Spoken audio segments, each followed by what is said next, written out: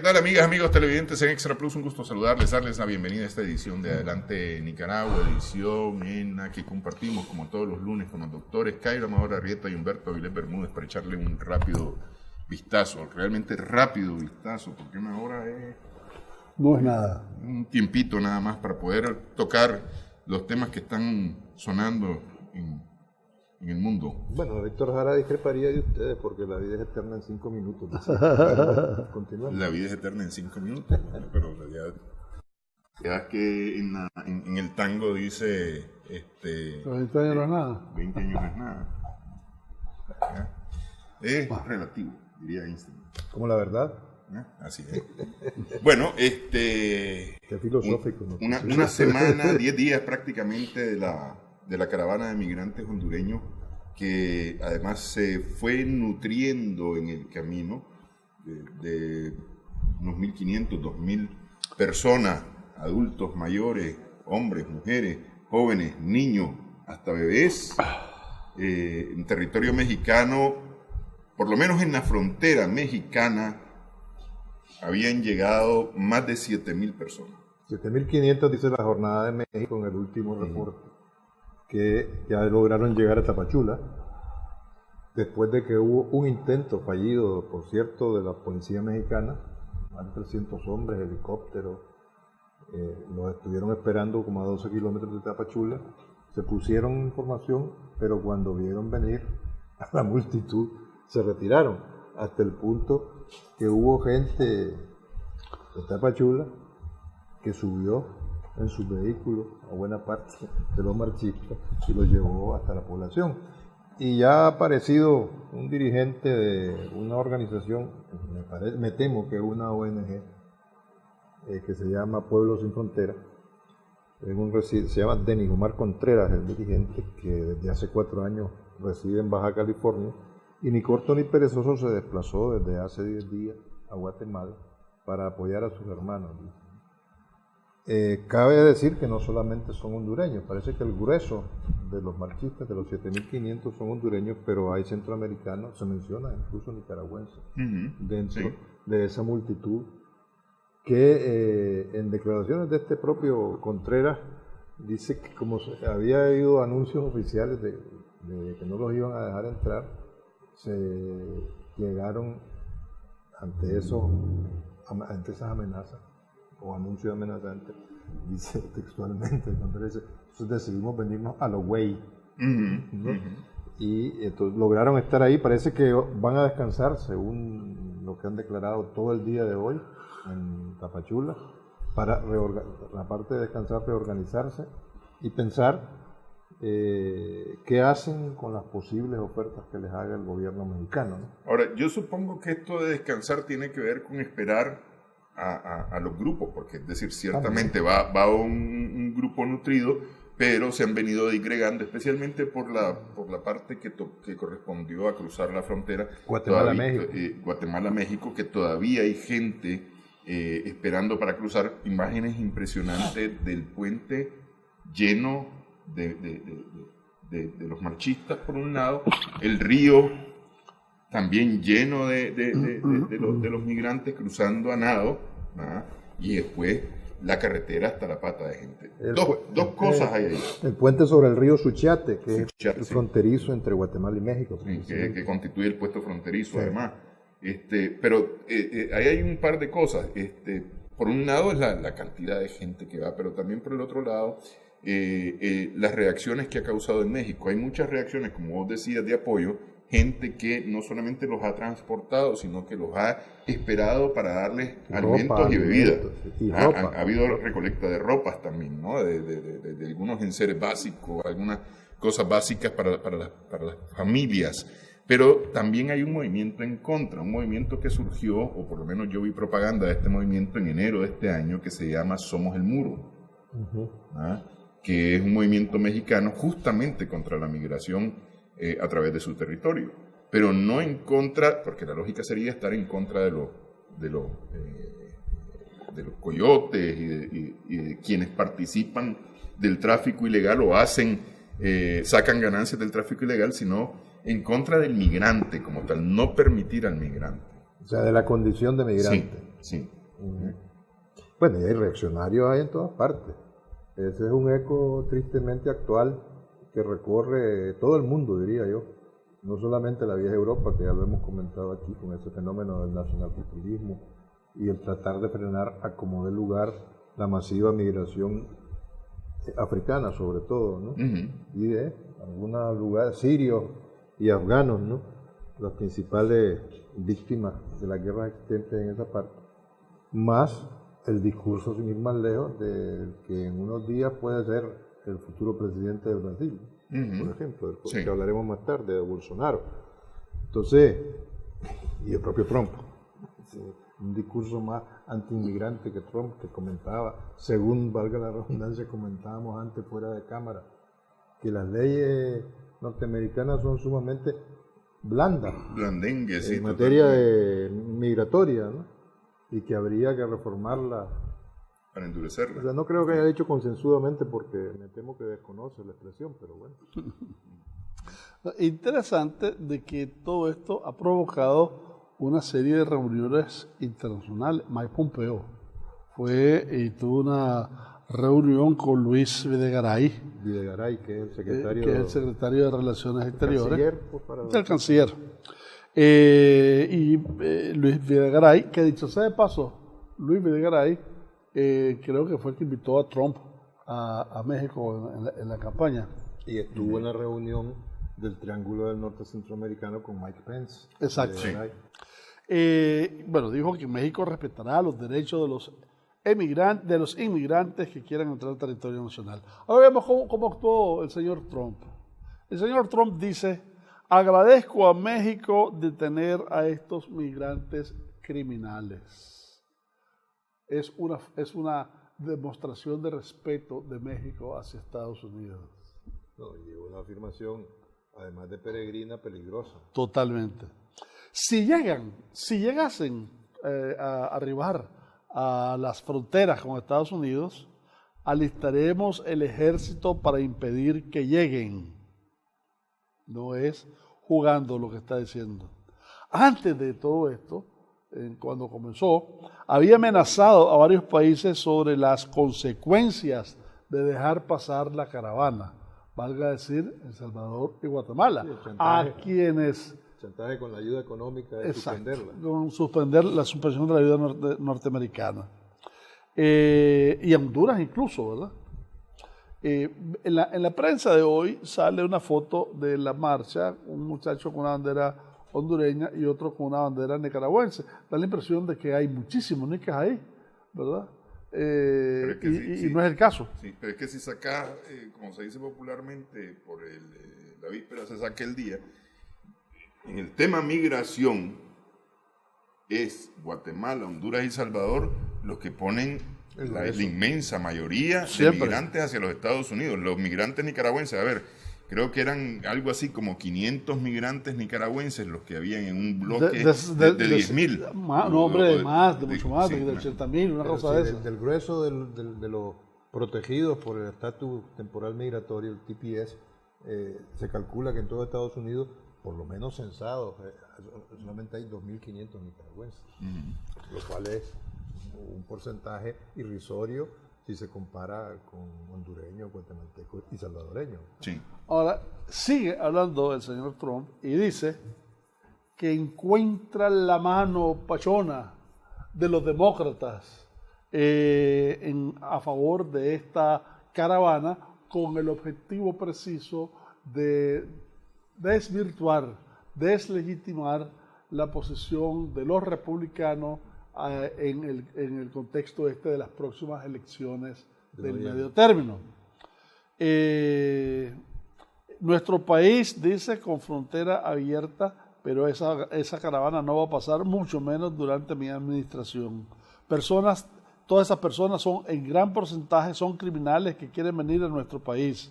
Son criminales y no van a pasar durante mi mandato.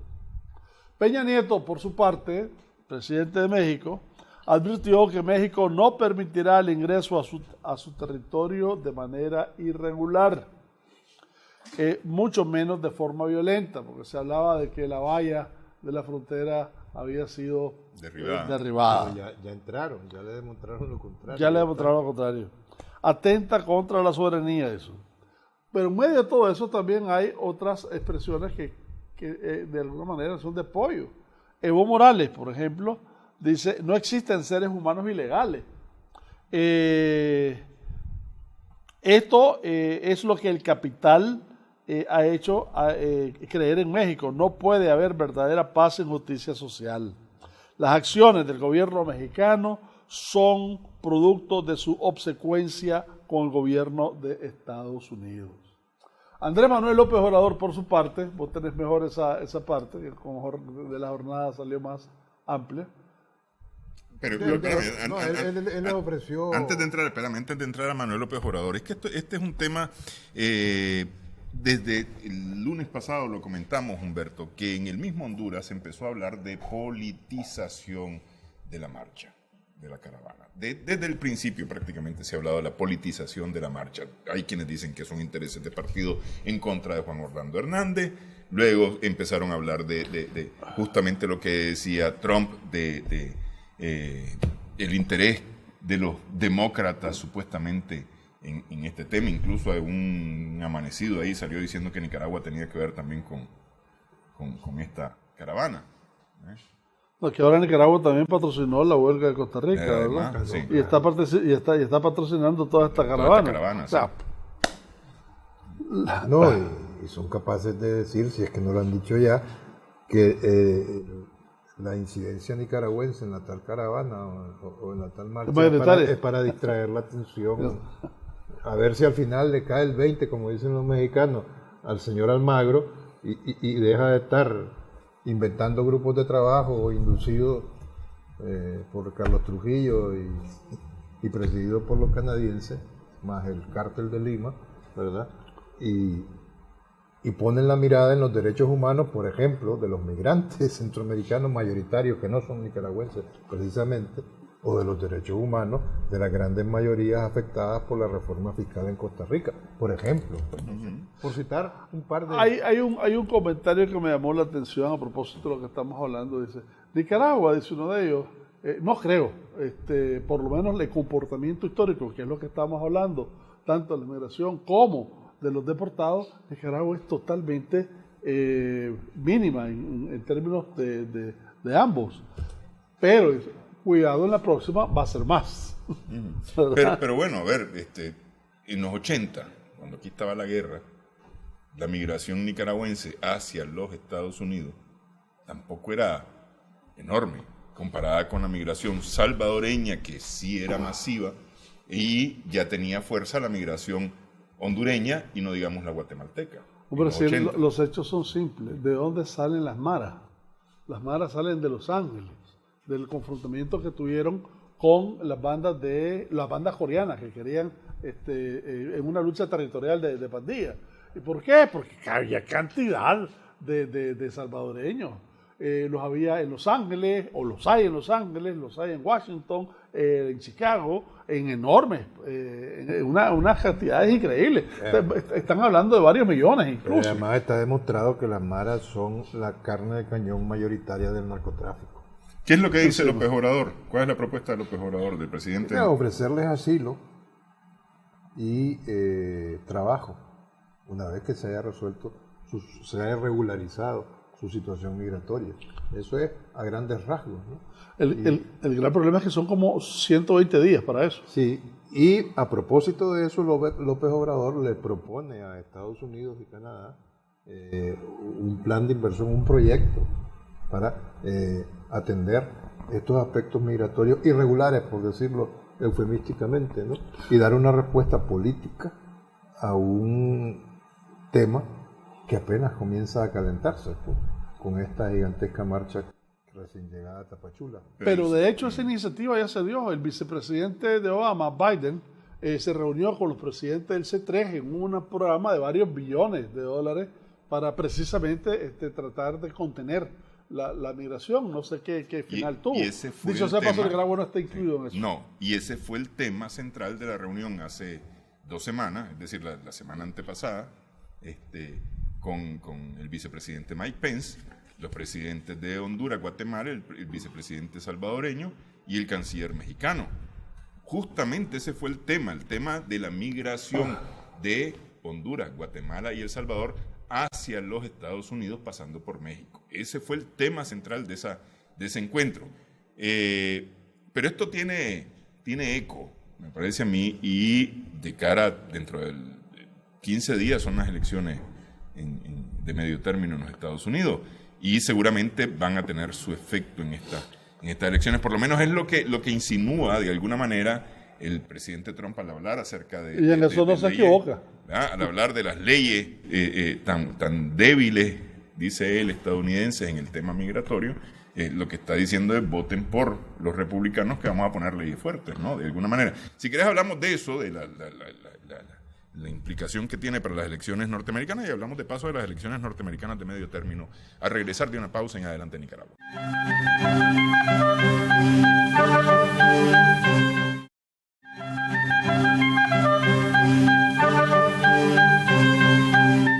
Seguimos en Adelante Nicaragua en Extra Plus. ¿Cómo va a incidir, Cairo, en las elecciones norteamericanas la caravana de migrantes hondureños? Yo creo que hay 3 elementos para tomar en cuenta. Uno es el rol que están tomando en estas elecciones candidatos latinos. Ya voy a mencionar a uno de ellos más tarde.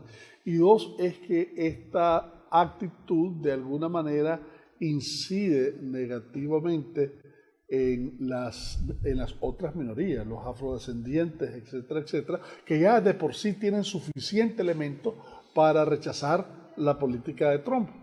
A eso agregarle los indecisos que al ver este tipo de actitudes evidentemente se impactan también y de alguna manera su voto, que era indeciso originalmente, puede estar buscando forma. Sí, el público norteamericano es bien susceptible a lo que aparece en los medios de comunicación. Tenemos un precedente, el tratamiento a los niños que se separaban de sus madres al llegar a la frontera. Eso suscitó todo dentro de los Estados Unidos por el tipo drástico de medidas que tomaban y el carácter violatorio de los derechos humanos hacia los migrantes. Y esto que no eran muchos en ese momento, ¿verdad? Entonces, esto es mucho mayor.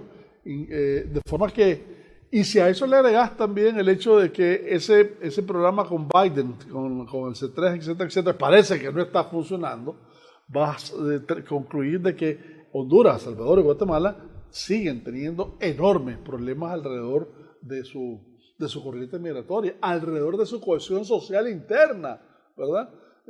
Aquí hablamos hace rato de una novela de una periodista Nazario que ganó el premio Pulitzer, que se llama Los viajes de Enrique, que precisamente relata en el caso particular de este muchacho la vivencia de gran parte de la población hondureña.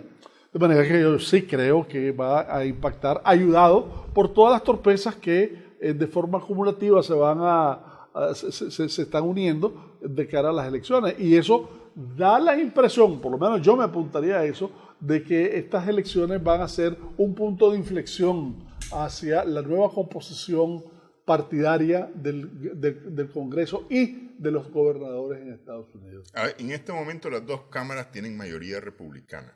Sí. Tienen mayoría republicana, ambas cámaras tienen mayor cantidad de gobernadores, tienen mayor cantidad de cámaras de legislativo en cada uno de los estados, tiene mayor cantidad de alcaldes, etcétera, ¿no? Y todo eso de alguna manera da la impresión de que tiene un ajuste que no necesariamente culmina en el día de las elecciones, pero es una tendencia que se proyecta, ¿no? Había unas encuestas, se han estado, en Estados Unidos se pasan haciendo encuestas cada 2 por 3, y había una encuesta que se publicó la semana pasada, en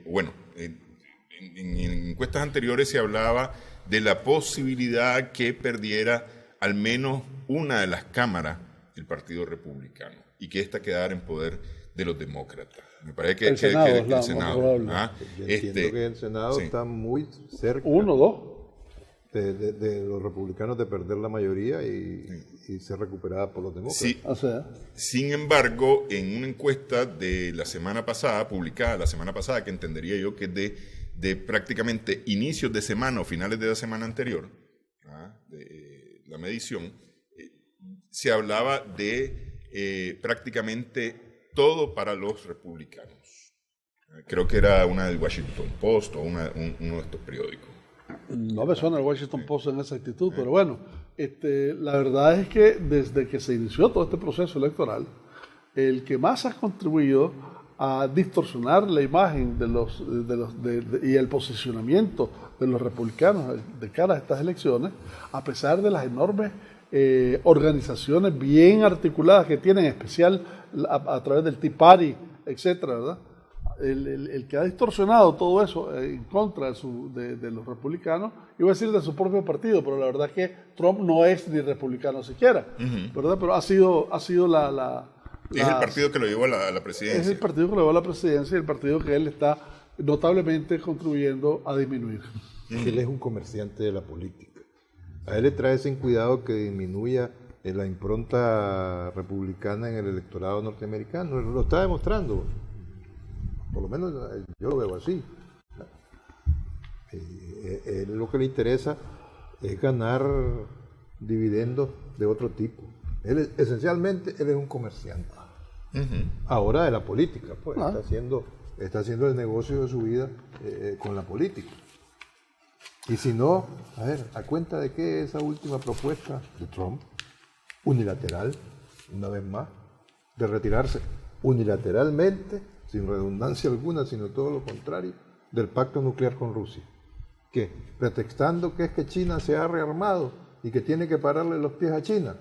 Hombre, recordemos que en uno de los primeros pactos de limitación de las armas nucleares, El SALT I, soviético norteamericano, nada más en la primera oleada de reducción de misiles, Rusia redujo 1.000 misiles más, 1.846 para ser exacto, frente a los 846 que redujo Estados Unidos. Después empezaron las acusaciones. No es la primera retirada unilateral de un pacto nuclear de Estados Unidos, lo cual no es ningún consuelo, dicho sea de paso.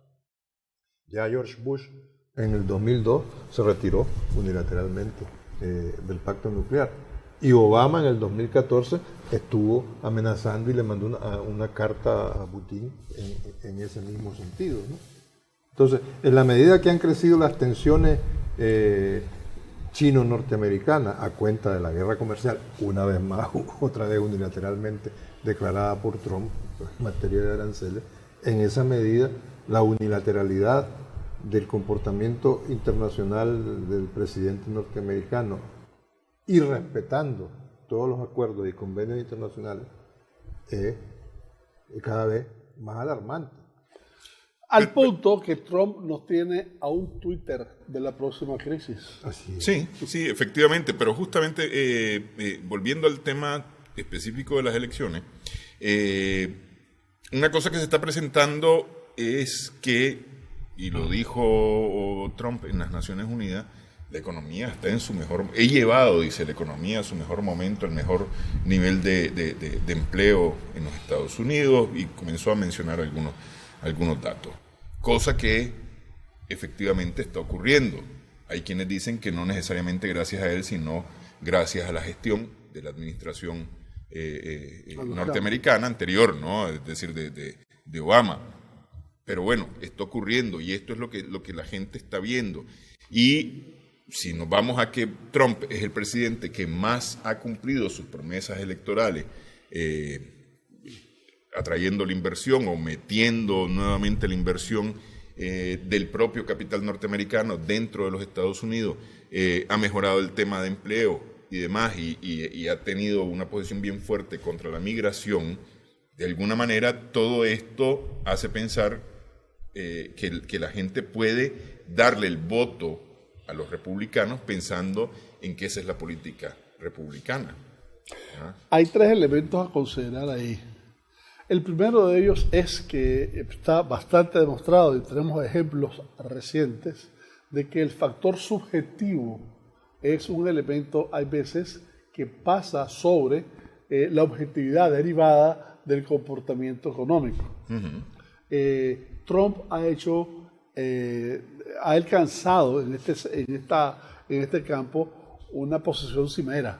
La desconfianza que ha generado en las fuerzas políticas, sociales y los movimientos distintos de Estados Unidos va en aumento progresivo, de forma tal que lo miran ya como una amenaza a la paz mundial, ¿verdad? Y eso es un elemento que te equilibra y te empuja en algún momento determinado a decidir por quién das el voto.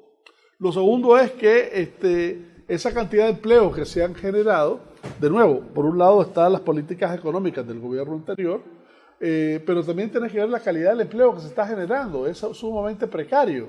Y además esconde un elemento que va mucho más allá de Trump, que es el hecho de que efectivamente la productividad puede ir a aumento, pero no necesariamente genera trabajo, ¿ah? Y hay otro elemento incluso adicional, y es el hecho de que gran parte de los economistas, Stiglitz entre otros, Krugman, etcétera, ven que la actual política económica de Estados Unidos lo que está haciendo es desde ahora sembrar una futura crisis en el corto plazo, más allá de noviembre, por supuesto, pero una crisis que tenga que ver con una guerra de intercambio comercial, con inversiones, con la posición del dólar en la economía internacional, etcétera. De manera que si juntas todos estos aspectos, la verdad que independientemente de los logros que dice Trump que ha tenido, la ambientación es una ambientación de pesimismo al final. Bueno, pero no hay que perder de vista, discúlpame Néstor, que a propósito de economía, la decisión china de apartar el dólar de sus negocios internacionales, ¿sí? A la que con anterioridad y por otras razones, porque están sumamente conectadas, Venezuela también suprimió el dólar de sus transacciones petroleras. Y que hay otro país que se me escapa ahora mismo que también ha hecho lo mismo. Irán. Y ese es un impacto que en el mediano plazo lo va a sentir la economía norteamericana. Aparte de, sin haber mencionado aún, la venta de bonos de deuda pública norteamericana masiva por parte de China y la compra, si no me equivoco, de $3.000 millones que hizo la India de deuda norteamericana, entre otros casos, pues, entre otros aspectos. En otras palabras, el dólar como moneda internacional se está devaluando. O sea, la referencia del patrón dólar-oro se perdió hace rato. Ahora en está el 72. En una caída acelerada. Pero con todo y todo, condiciones objetivas, subjetivas, de alguna manera el público medio estadounidense considera estar mejor hoy que hace 2 años, antes de las elecciones con Trump. Y eso puede incidir de alguna manera en votos favorables para los republicanos o para él. Mira, yo creo que eso no es tan automático, ¿verdad? Solo te leo una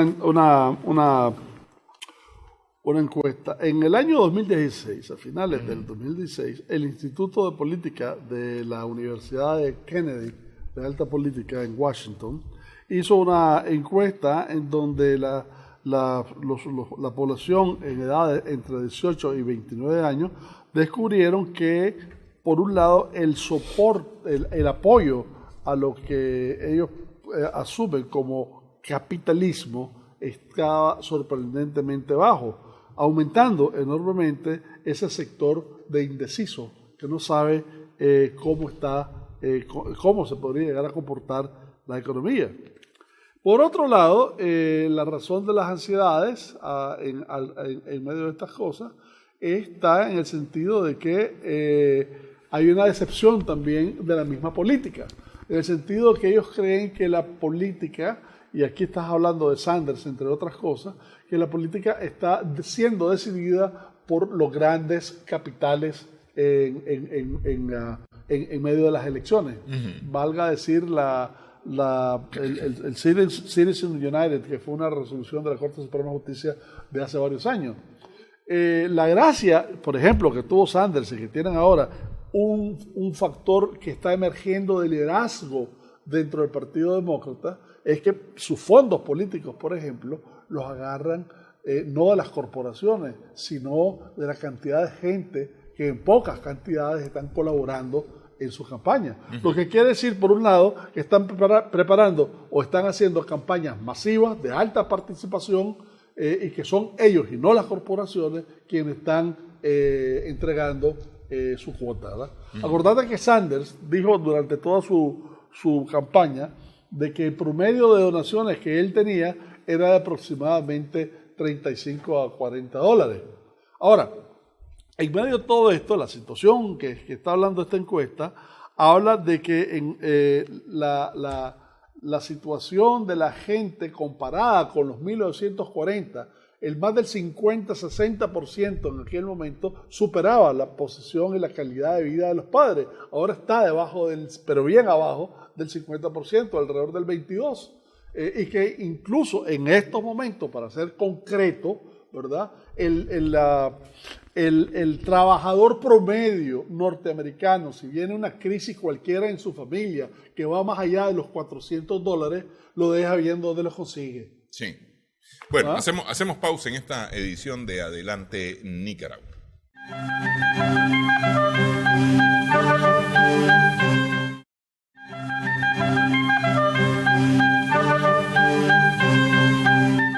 Seguimos en Adelante Nicaragua en Extra Plus. No nos quedamos aquí con el tema de las elecciones norteamericanas. Vamos a hacer dos cosas. Yo tenía varias cosas que hablar del nuevo liderazgo que está surgiendo en Estados Unidos, sobre todo en la parte afrodescendiente y en la parte latina. Lo ponemos para el otro... Lo tenemos para el otro lunes. Acuérdate que el otro lunes tenemos un tema fundamental. Las elecciones brasileñas. Bueno, pero es que son ya el domingo próximo. Este domingo. Sí, por eso, pues, que sean los dos temas. Pero solo quiero decirles este interesante hallazgo que hice. Uno de los pocos restaurantes con gran éxito ubicado en Nueva York, ¿verdad? Esto salió en la revista The New Yorker, ¿verdad? Neoyorquino, sí. Ya, yo creo que lo de... Restaurante nicaragüense en New York se llama... Chicha. Chicha. Bruja. Si fuera de idioma, ¿no? Bueno, miren, el problema está electoralmente hablando a las puertas del Palacio Presidencial de Brasilia, llamado Plan Alto, ¿no? Porque un ex capitán que ha logrado aliarse con 12 denominaciones evangélicas y militante convicto y confeso del ala derecha del Ku Klux Klan, que sin ningún asco dice, fíjense bien, qué curioso, por llamarlo de alguna forma, los factores que determinan la cantidad de acciones que tiene Eduardo Bolsonaro para llegar a... Jair Bolsonaro. Eduardo es el hijo. Me estaba acusando por las últimas declaraciones del hijo de hace una semana. Luego las comentamos. Primero, el primer factor, la larga recesión en el 2015 y el 2016 en Brasil, que redujo el Producto Interno Bruto en un 8%. La inseguridad ciudadana, estamos hablando 63.000 homicidios que se registraron en el 2017 en el Brasil. Como muestra, por ejemplo, solo en el estado de Río de Janeiro hubo 5.000 asesinatos, ¿no? Entonces, hay tasas de asesinato en poblaciones como Queimados, están hablando de 170 asesinados por cada 100.000 habitantes, ¿no? Y eso... Una de las altas más altas del mundo. Son tasas como de una guerra civil, ¿verdad? Como si estuvieran en plena guerra civil. Entonces, Bolsonaro es una respuesta a ese paisaje que acabamos de describir, ¿no? Pero además no podemos perder de vista que Bolsonaro viene siendo el candidato a diputado federal más votado. Lleva 28 años como diputado y comentábamos en el programa anteriores que en esos 28 años solo ha presentado 3 proyectos de ley que se desconoce cuál ha sido el destino de los mismos, ¿no? Pero además de ser el más votado, es el candidato presidencial con más presencia en las redes sociales. Que me parece que ese es uno de los puntos fundamentales. Es el que mejor la ha aprovechado. Y esa presencia en las redes sociales le permitió compensar su ausencia en los grandes mítines, su ausencia física, por razón del atentado, ¿no? que sufrió, ¿no? Que también habría que analizar los efectos mediáticos de ese atentado. En sentido contrario, hasta qué punto compensó más favorablemente la ausencia y el impacto de que haya sido víctima de un atentado, ¿no? Y además, no tiene ningún asco y no es un factor irrelevante, sino todo lo contrario, que Bolsonaro desprecie profundamente a la democracia. Así lo dice, pues, abiertamente. Y en ese sentido, él se ha hecho famoso por sus expresiones, ¿no? Está en contra del aborto, está en contra de la homosexualidad, en fin. Y por si fuera poco, el hijo, Eduardo Bolsonaro, que es diputado, dicho sea de paso, declaraba hace unos días, en julio, en el mes de julio, en un meeting, cuando le preguntaron, bueno, pues ustedes creen que realmente se van a respetar los resultados de ustedes llegan a Jesús. Basta un soldado y un cabo para que el Tribunal Supremo Electoral nos haga caso. Actualmente, ¿no? Lo obligaron a pedir disculpas por ese tipo de declaraciones. Entonces, es muy difícil que pierda Bolsonaro, porque el gran derrotado, a pesar de que logró aglutinar bastantes votos de los otros candidatos, de Ciro Ortega, no han conseguido, a propósito que sería interesante, convencer a Gerardo Alckmin, que es el candidato del PSDB, presidido, cuyo líder es Fernando Henrique Cardoso, que dicho sea de paso, además de presidente del Brasil, fue uno de los grandes teóricos de la dependencia y maestro de los principales representantes de la teoría de la dependencia, ¿ya? Junto con Enzo Faleto.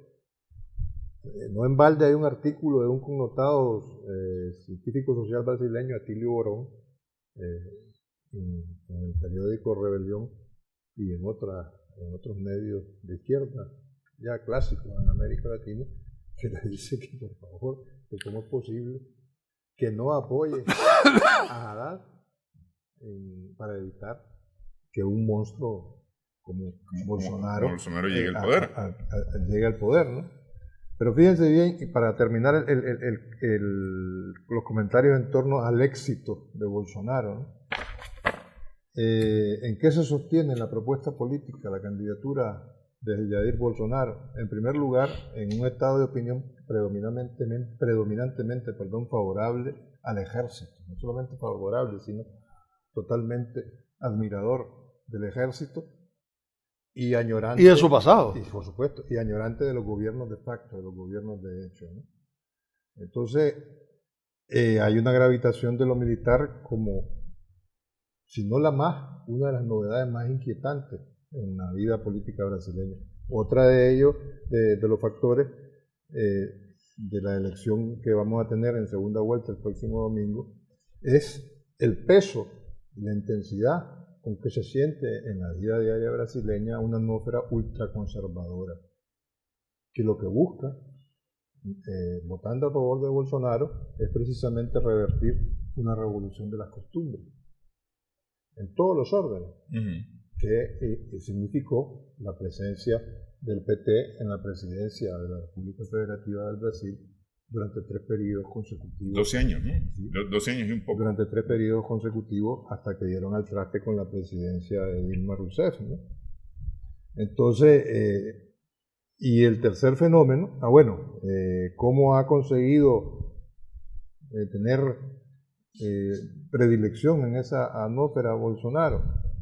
Él defiende la familia tradicional, ya mencionamos su aversión al aborto, y las políticas de género. Es absolutamente misógino. Antigénero. Totalmente, es misógino. Él está a favor de estatizar el control de la moral privada, fíjense bien de lo que estamos hablando. Y ese carácter ultraconservador explica cómo ha podido tejer una alianza con numerosas confesiones evangélicas.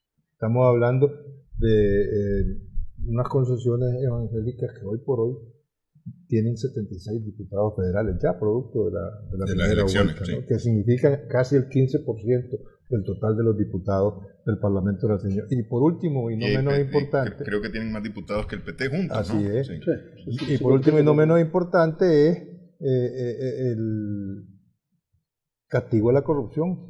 A mí me parece que ese ese es una cosa, pero muy... El resultado, que ha jugado muy fuertemente en estas es el elecciones. resultado de los errores de la izquierda, ¿no? Pero eso que determinó que más de 30 candidatos que estaban involucrados en el lavallato, uno de los escándalos de corrupción más sonados, entre ellos ni más ni menos Dilma Rousseff, pues no hayan podido, por ejemplo, Dilma Rousseff no pudo ser candidata a ganar el Senado. Pero pues, Dilma Rousseff no estuvo en el lavallato, a Dilma Rousseff la quitaron por supuestamente maquillar pero también la número. imputaron, pero también aparecía imputada, ¿ya? Entonces, más bien sus acusadores, sus señaladores. Digamos de no, manera indirecta por el sí. manejo de las cifras.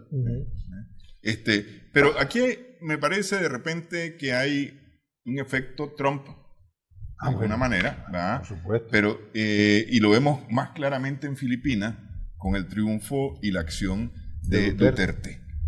¿Verdad? Bueno, de hecho, Sí.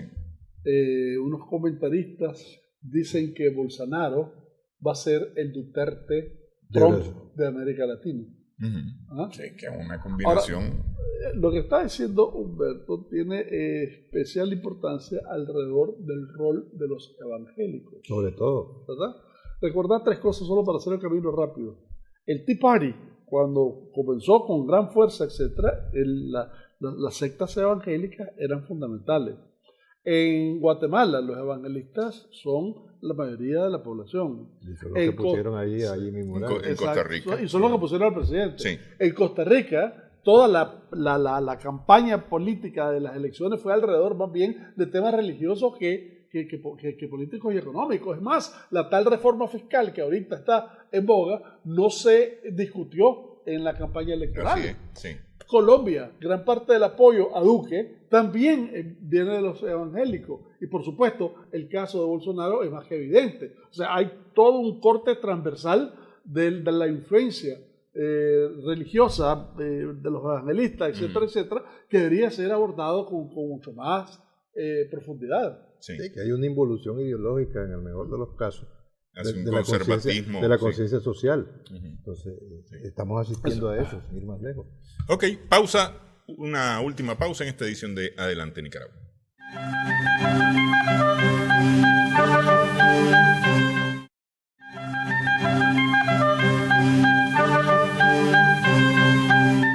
Seguimos en Adelante Nicaragua. De alguna manera hubo un escozor, una reacción de gran sorpresa con el anuncio de lo sucedido al periodista saudí Khashoggi. Es decir, nadie se esperaba que hubiera llegado tan largo el asunto. Bueno, porque tuvo desaparecido originalmente, pero estaba parece desaparecido. que desafortunadamente para él fue muy corta la cuestión. Lo Sí, llamaron sí. del consulado Llegó saudí y prácticamente... en Ankara, Uh-huh. capital de Turquía. Está filmado. Le cayeron como 20 y lo descuartizaron. Literalmente. Cuando comenzaron a cortezar vivo incluso. Sí. Sí. Alrededor de eso, veamos ahí está la entrada de Sí, ese es el momento en que entra el consulado, sí. El consulado ya sabía que iba a llegar. Sí. No, por supuesto. Entonces, en la madrugada... Es que él andaba renovando su documentación. En la madrugada del día anterior, llega a Turquía con atestado del gobierno turco 15 tipos de la inteligencia. Ese es el comando. Ese es el comando famoso. Y se regresa al día siguiente. Pero estos trabajan en carnicería. Debe ser. Sí, parece que sí. Pues, en Yemen tienen muy buena experiencia. Son cirujanos. Uh-huh. Pero veamos lo dúctil que es Trump cuando acusa a alguien de derechos humanos, ¿verdad? Trump lo primero que dijo, no estoy satisfecho con esa respuesta. Y en ese sentido, Shoemaker y Paul Ryan, etcétera, todo el mundo, nadie estaba convencido. Pero después dice, no estoy convencido, pero en cualquiera de los casos nada haríamos, no sería en ayuda nuestra condenar a Arabia Saudita en el momento que tenemos unas transacciones comerciales de orden militar que podría dejar sin empleo a 1 millón de americanos. ¿Ah? Entonces, fíjate cómo está la ambigüedad, ¿verdad? Sí, además dicen de los órganos de inteligencia norteamericanos, no me han dado información que confirme plenamente el involucramiento del régimen No saudí. no solamente eso, sino que después sugiere de que Khashoggi murió por un pleito personal que tuvo con alguien de los que lo estaban interrogando, que se liaron a golpes, se cayó y se golpeó la cabeza, y se desarmó. Exacto, ¿no? Y se desarmó. Entonces, los demócratas, por supuesto, lo están atacando y están diciendo, bueno, todo puede ser, tenemos que tomar medidas contra Arabia Saudita, etcétera. Nadie cree esa versión. Pero aquí hay un punto importante, es decir, evidentemente que el asesinato y desmembración de este ciudadano saudí es espeluznante, pero aquí hay que tomar en cuenta una cosa, que este ciudadano había tenido que salir de Arabia Saudita, huyendo de Arabia Saudita, porque lo que él escribía no era de la gracia del régimen. Es decir, él se fue a Estados Unidos buscando refugio contra el gobierno saudí. MAB. Sin embargo, 3 cosas alrededor de eso. La primera es que el hecho de Khashoggi de alguna manera te obnubila un poco la responsabilidad en términos de derechos humanos del genocidio que está ocurriendo en Yemen, que además está siendo efectuado precisamente por esas armas que está vendiendo Estados Unidos a Arabia Saudita y que Trump está defendiendo a capa y espada porque le da trabajo a 1 millón de gente. Que se muera otro millón por el otro lado no importa. ¿Ah? O sea, está de alguna manera el carácter doble de la moral política norteamericana. Cínico e hipócrita carácter. Sí. Ahora, fíjate qué interesante, porque la ironía de todo esto, primero, es que Trump tiene grandes inversiones en Saudi Arabia, él personalmente. Y segundo, de que Trump hizo negocios con el papá de este muchacho, que se llamaba Adnan Khashoggi, que era un traficante de armas que estuvo involucrado precisamente en el Irán Contra y que posteriormente, ya fuera de cámara, Humberto nos contaba lo que hacía el hombre en España, en Málaga, Humberto. Adnan Khashoggi era uno de los mayores traficantes de armas del mundo. Cometía excentricidades desde su mansión en Marbella, en lo que se conoce como la Milla de Oro, ¿verdad? Donde tienen casa gente tan pobre como este Khashoggi o el rey de Arabia Saudí o el emir de Qatar, por ejemplo. Todos los Él llegaba y cerraba una tienda un edificio del Corte Inglés de Málaga de 7 plantas, lo cerraba durante 3 días. En medio de todo eso, después de esas de grandes lujos y exotiqueces de este señor, queda un poquito quebrado con el asunto del Irán Contra y tiene un yate de 30 millones de dólares que lo pone a la venta. ¿Y quién lo compra? Trump. ¿Verdad? O sea, antiguos socios. Exacto. Estamos hablando de antiguos socios de negocio. Ahora, otro punto a resaltar en medio de todo esto es que, bueno, el mundo está ávido de conocer cuáles han sido o cuáles fueron las interioridades de todo esto.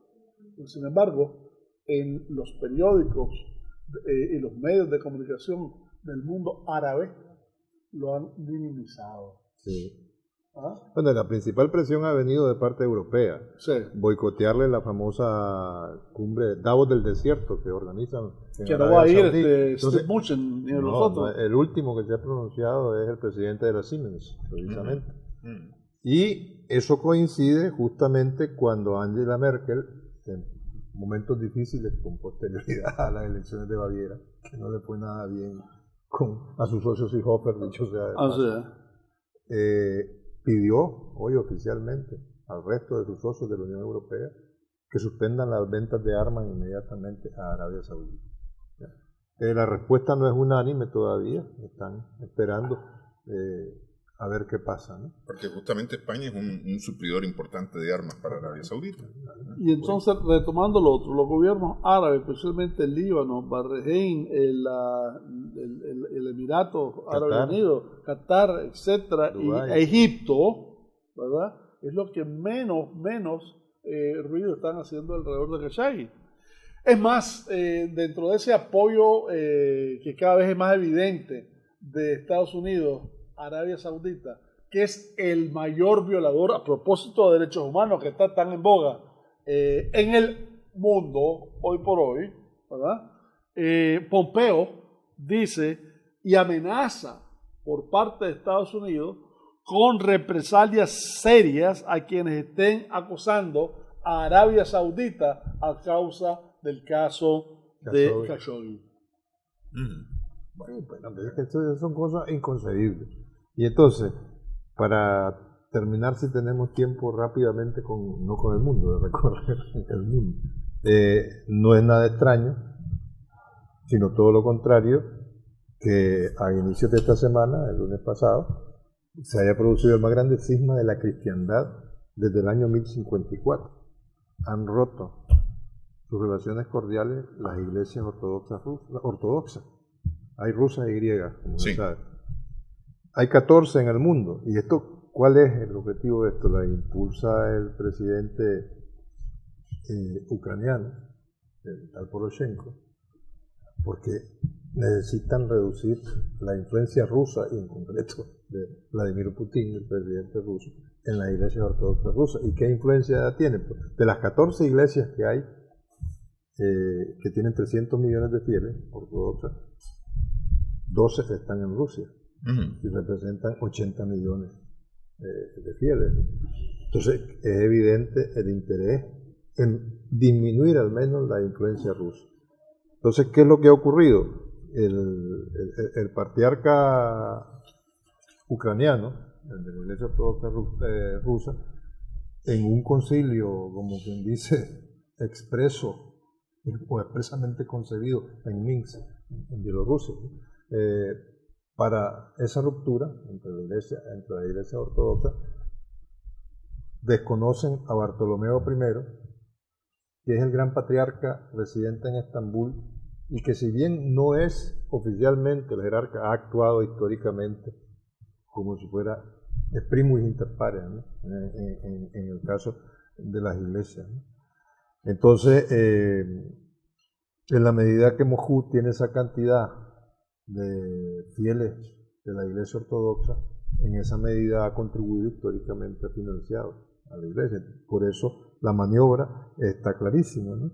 Lo que se ve es que Bartolomeo, este patriarca que estaba en Estambul, que lo más que había hecho era acercarse al Papa Francisco, puede ser que ahora Bartolomeo ponga una semillita para que Rusia vaya perdiendo velocidad en su incidencia europea. Pero la idea es hacer que pierdan incidencia en las iglesias ortodoxas rusas en favor de las iglesias ortodoxas griegas. Y sembrar la división, por eso se habla de cisma. Ya no van a tener el reconocimiento mutuo que tenían la ortodoxa rusa y la ortodoxa griega, y la convivencia entre las 14 iglesias ortodoxas. Por eso se habla de que es el mayor cisma de la cristiandad desde el año 1054, ¿no? ¿Y los coptos con quién se quedan? Y que los coptos tienen que ver más con los griegos, ¿no? Eso es lo que entiendo yo. Sí, así es. Es una versión una rama de la Iglesia Ortodoxa griega, ¿no? Entonces, el cisma que pasó en 1054 fue cuando se separaron por primera vez las iglesias de Oriente y Occidente, ¿ya? Y ahora, a 4 años después de la invasión rusa a Crimea, o del apoderamiento ruso de Crimea, si se quiere, los ucranianos, los clérigos de la Iglesia Ortodoxa rusa ucraniana, han aprovechado la opinión de la ocasión para irse deshaciendo del ascendente ruso en su fe, en su propia religión. Bueno, pero esto suena algo así como lo que hizo ¿cómo que se llama el rey inglés cuando decidió cambiar la... Enrique VIII. Enrique VIII, sí, pues. Cuando no le daba el divorcio al Papa para casarse con Ana Bolena. De alguna manera, pues, es decir, meter política en medio para...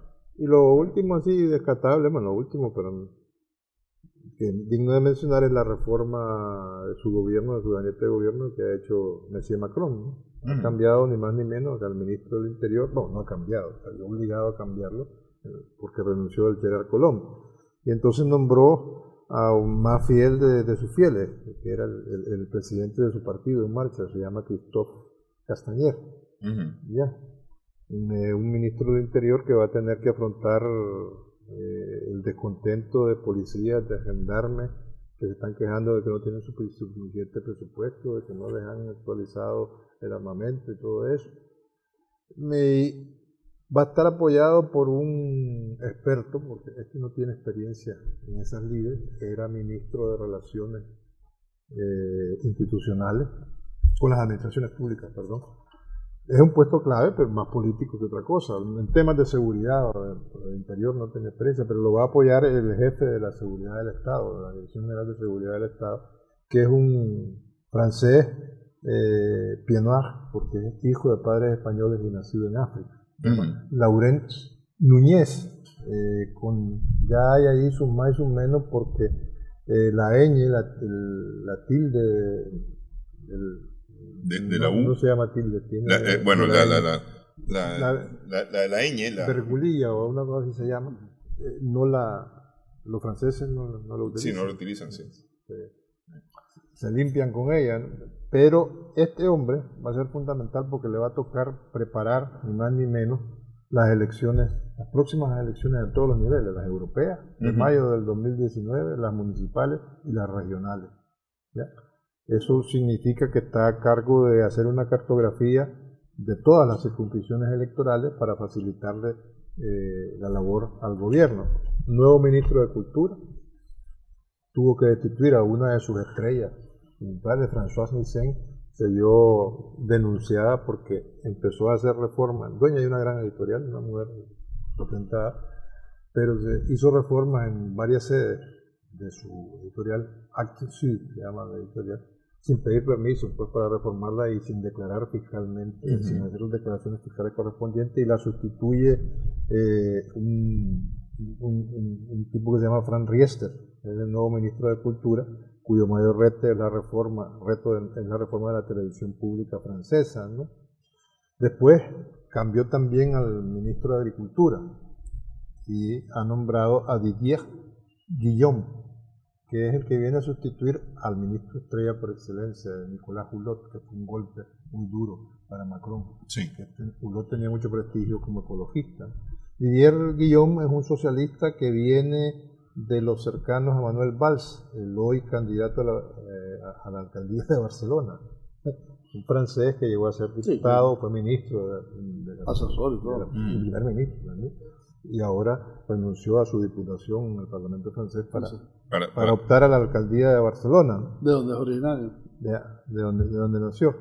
Y por último y no menos importante, al que nombró de ministro de Relaciones con el Parlamento y por tanto con las administraciones públicas, es al jefe del grupo centrista, que se llama Marc Fesneau. Con eso cierra la reforma forzada de su gabinete ministerial para ver si consigue sacar adelante las reformas que ha emprendido. Para la próxima sesión también el conflicto de Roma con Bruselas. Eso te iba a decir. De Salvini, la posición del Conte, etcétera, pero ya no da para hoy. Sí, se está hablando el tema del presupuesto. Ahí lo único que cabe decir es que el gobierno italiano mantiene su propuesta frente al desagrado de Bruselas. Que además es una amenaza a la unidad. Sí. de Especialmente Alemania, que es quien más se ha quejado, ¿no? Claro, sí. claro. Bueno, gracias Humberto. Cairo, nos queda, porque esto va a echar humo esta semana, ¿no? Claro. Se nos queda esto en el tintero para la próxima semana, en la que también abordaremos, por supuesto, el resultado de las elecciones brasileñas. Por su atención, gracias. Esperamos que el programa haya sido de provecho para usted.